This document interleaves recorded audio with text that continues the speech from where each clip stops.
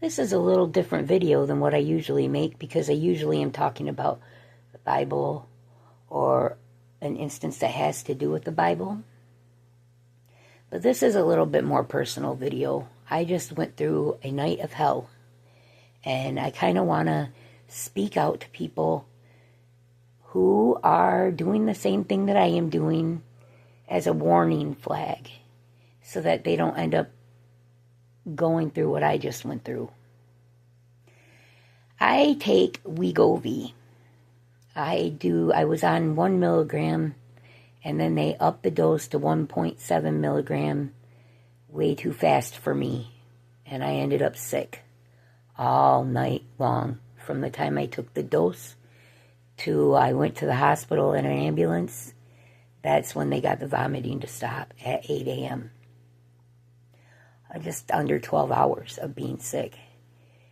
I took the Zofran that they sent home with me for nausea, and that only seemed to make it worse. And why would I be taking Wugovy? Let's talk about what Wugovy is. Wugovy is what is called a GLP1 med, and they are very popular right now for weight loss.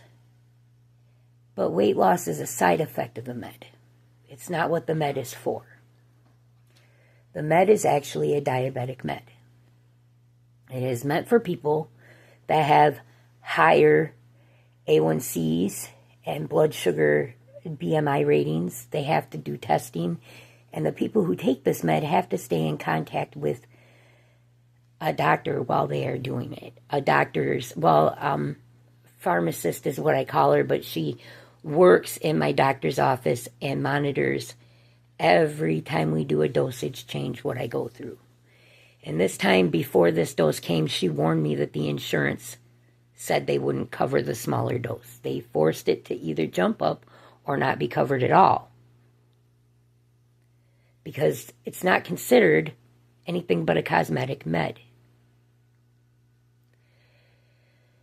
I get the Make America Healthy Again Act. I really do. And I'm behind the idea of America getting healthy. As somebody who has struggled with weight my whole life, you see things like people suing people because they won't fit into their cars and being made fun of for how fat they are.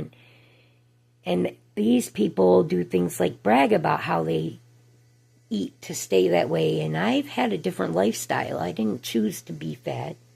I always was, and I always was picked on it for it. But diabetes has always run in my family, and autism is something that both my son face, and both of these things bring obesity.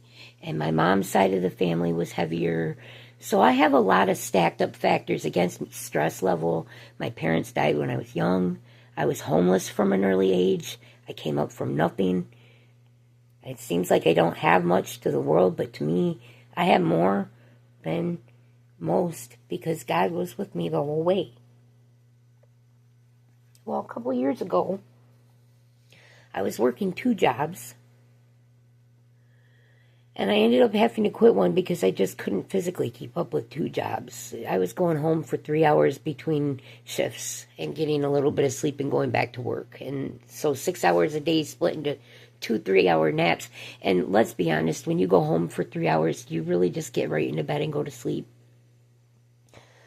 So there's some things to consider in all this. And my car broke down and things were hard. And I bought this electric bike that I rode to work at McDonald's. 12 miles away from my house is what GPS says it is. And it was in the winter, and people are going to say, well, that's stupid. Well, I have to work. I have a household to support, and I have a son that lived here, and at that time, I had another mouth to support, another person who lived here who did not work and could not take care of himself that well. He had mental issues, and so I had to do what I had to do, and that meant that I had to go to work, and there's no way I'm going to make a 12-mile walk. So I rode an electric bike, and on the 17th of January, we had a bit of a blizzard in the town that I live in. Well, it had been going on for a few days, and they went out and plowed, but they left like a 2-inch streak in the middle that my back tire hit, and I fell, and I damaged my leg. I can't walk anymore, And being overweight, the doctor said, I am not going to fix your knee till you lose X amount of pounds. And I was losing weight, moving around and going to work and doing stuff, and I had been for years. And people who know me saw this on my Facebook. They saw pictures being posted over the years of me losing weight. So it's not like I was sitting there not trying. But losing weight is a lot harder than putting it on, especially when you've always been heavier. There's a metabolism issue that makes it that much harder for the weight to go away. So I was losing weight going to work, but then I fell and I couldn't walk anymore. I couldn't go to work anymore. I couldn't do the things that I was doing to be active anymore. Diet change came anyway. I did quit drinking quite so much soda finally, because I was for a long time a very bad soda drinker. And now I switched to Circle, and doctors say, well, push it for water. And I do sometimes go to the water, but I have to have some kind of flavor.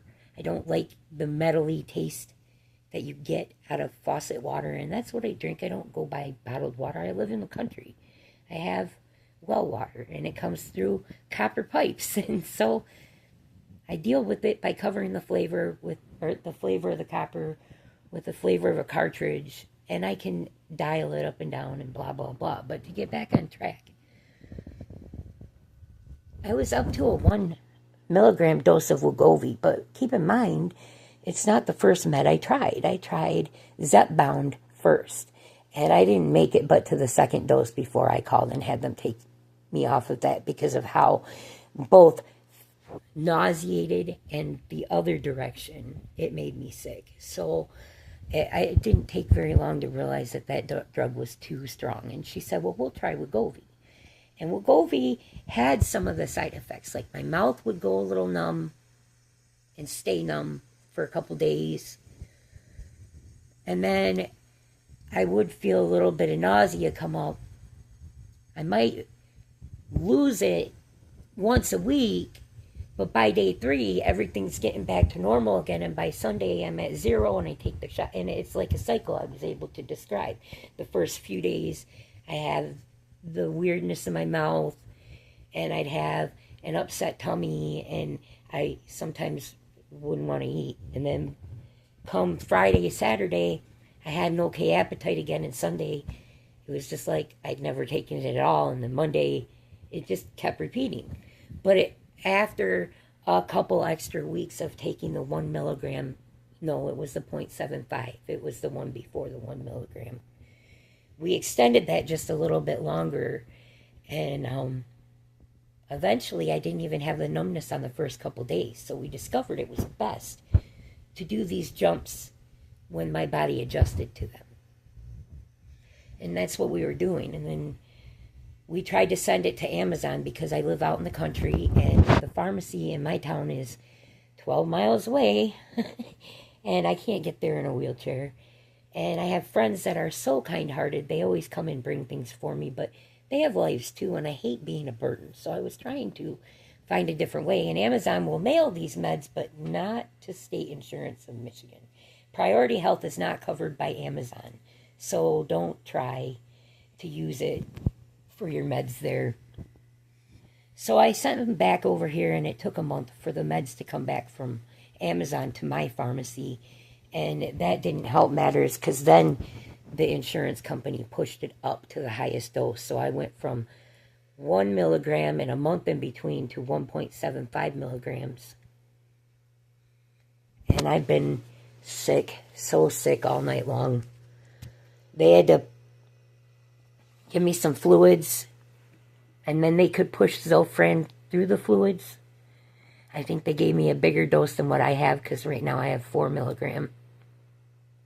My mouth is so dry and I'm so shaky, so I do apologize for the awkwardness. But the reason I feel it's important to say something is because I know a lot of people take this, and I know a lot of people have messaged me and said I've had bad effects from this too today. I had one friend tell me about her pancreas, but I also watched a 60-minute from Australia more than a year ago. And there are women now on feeding tubes from pushing this. So I've always said, even before I agreed to it, because I was aware that this is a diabetic med before I agreed to take it. I wanted it. I wanted the side effects of the weight loss, but I have other issues going on with me. I am an overweight woman, and I am 49 years old now, and I won't lie about it. Why? I can't go backwards. I've never been Cleopatra of Lake Pretty. I am honest, and I am proud to be who I am. And when I make mistakes, for the longest time I try to hide them. But in the later years of my life, I'd rather share my mistakes with other people so that people don't make the same mistakes as me. And this is a pretty harsh one to make. I took that med last night between 5:30 and 6 o'clock sometime. And by 9 o'clock, I was sick. I took the Zofran that they prescribed for the sickness for me, and it only made it worse. By midnight, I had cramps all the way up and down my tummy. And for every 30 minutes that I could sleep, I'd spend 45 minutes retching. So it's important that your body is able to take these meds in the amount that they want you to take them. Insurance shouldn't have the right to jump up a dose of medication because they want you to take it faster without knowing what that med does to your body or knowing why you are taking it slower. And I am not the only person that has an intolerance to these meds. I am all for making America healthy again, but being in the hospital and being sick all night long because you took a med to help you lose weight is not healthy. Having your insurance company have the authority to make you take a bigger dose because it's time by their judgment for your body to adjust to it is wrong. And I'm angry today because I'm not the only person that has to face this, and I bet you I'm one of the very few that is saying it out loud right now because everybody else is talking about what a miracle it is. It's either they're making fun of people for taking it or they are all for it. But the in-between parts aren't being told, and you guys need to understand weight loss is dangerous on a whole for somebody who is bigger. We're not talking 25 to 50 pounds. We're talking 100 to 300 pounds. Let's start talking about dank moss, doing Ozempic. That would have to go slow. Because what doctors don't say, and they look at me like I'm silly when I do say it, but I've lived it more than once, is that when you lose a large amount of weight too fast, your heart cannot handle it. Sounds silly because they always tell you it's the extra weight that's going to make your heart blow. Well, see, your heart works at a certain rate, but it does not have a brain. So when you lose 150 pounds in a year's time, your brain still thinks that you're carrying that 150 pounds. And so it's going to work for the weight that you used to be, not the weight that you are, and it overpumps and it causes high blood pressure and possibility of heart attack. And these doctors look at me like I'm crazy when I told them I was not about jumping into the surgery to lose the weight. I put the weight on eating. Well, according to the world, I know my story and God knows. I had successfully lost more than 150 pounds, and it almost killed me. They had to cut a spot out of my side in 2019 because I had lost weight at a rate that, well, when you lose large amounts of weight, fat, which is more like you see people carrying turkeys and stuff, but fat is like butter. And so you put butter in a balloon and say, put a little pocket of something in there, fill it up with some green food coloring, a little balloon, and pop it inside of the butter balloon, and then cut the balloon open, and you're going to find the green balloon that was popped is contained in kind of an area. It's not going to tunnel around. But when you lose a large amount of weight, your body changes the fat, which is the consistency of butter, to a neutral bacterial water. What is it? What do I mean neutral? Well, there's good bacteria and there's bad bacteria. Bad bacteria can kill you and good bacteria can promote good things in you. If you get a zit or an ingrown hair in an area where you have lost a large amount of weight and it is now water, it does not get contained like it did in the fat.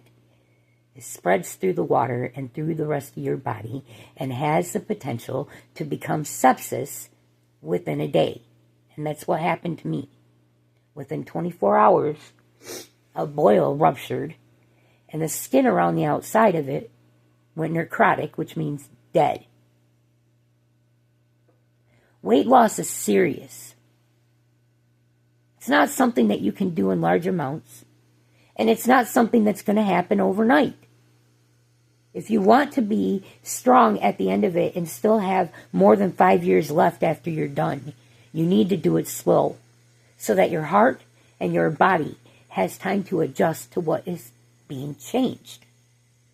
Because the only brain in your body is in your head. And your head may control your heart, but your heart is what controls the blood. It's important to know these things. And it's important to not let somebody whose profession is based on whether or not you buy a certain med make the determination for your health. Those meds are okay in small doses, used properly, in the right circumstances. But Ozempic and Zepbound and Wugovy are technically diabetic medications. And if you are not diabetic, you are going to face a side effect if you abuse them. And what in the United States is the definition of drug abuse? I'll tell you what it is. It's using any drug in a manner in which it was not intended to be used. That's what it is. You guys think of addicts out on the street. Well, what's fentanyl? Fentanyl is what a lot of people are getting high off of. But when I fell and hurt my knee, it was fentanyl that they gave me in the back of the ambulance while they put my leg in traction.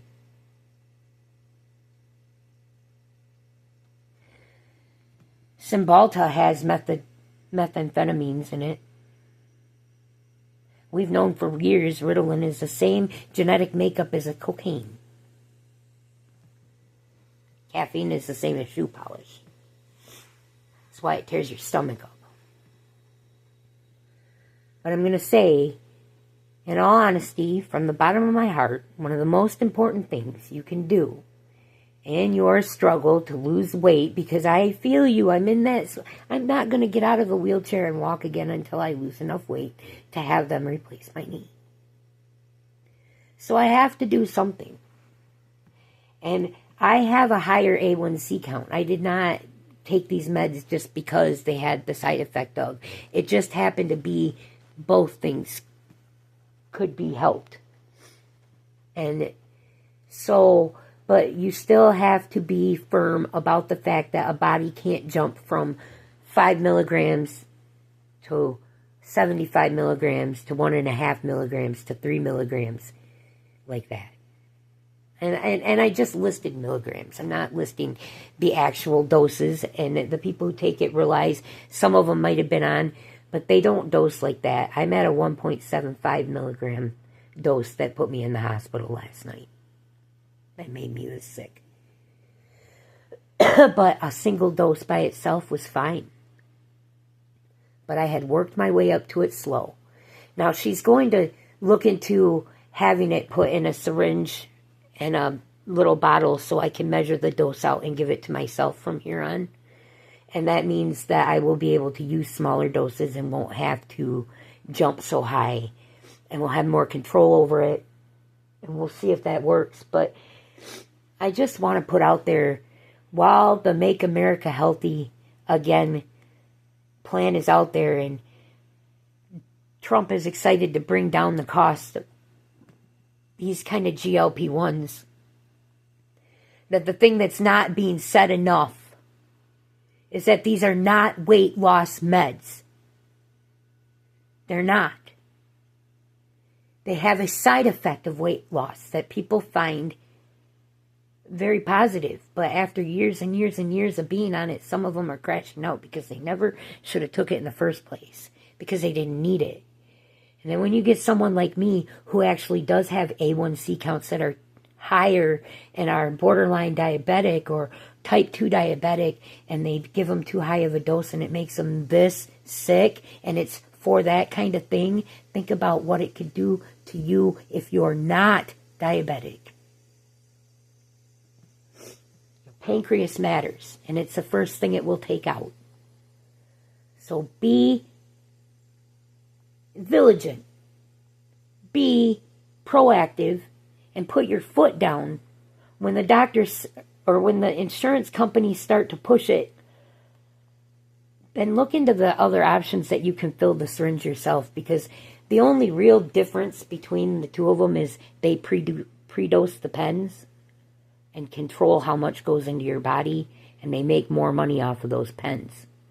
But if you get a vial and set up your own dose, they still get their money, but they don't get to push that much into your body at one time.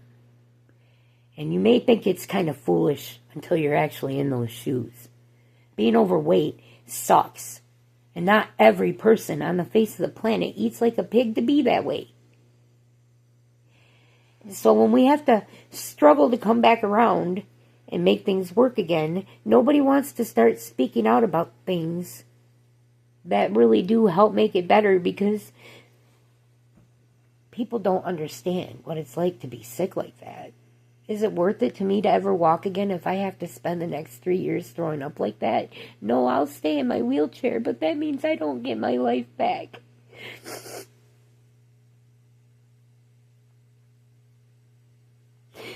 So before somebody ends up in my shoes, be smart and don't let them bully you just because. And Trump, if you're listening, and you're probably not, but eventually it should get out there. These meds are great, but they should be done based on the person, not what the insurance company wants to make off of a pen. These are not cosmetic meds. These are diabetic meds, and they can kill a person.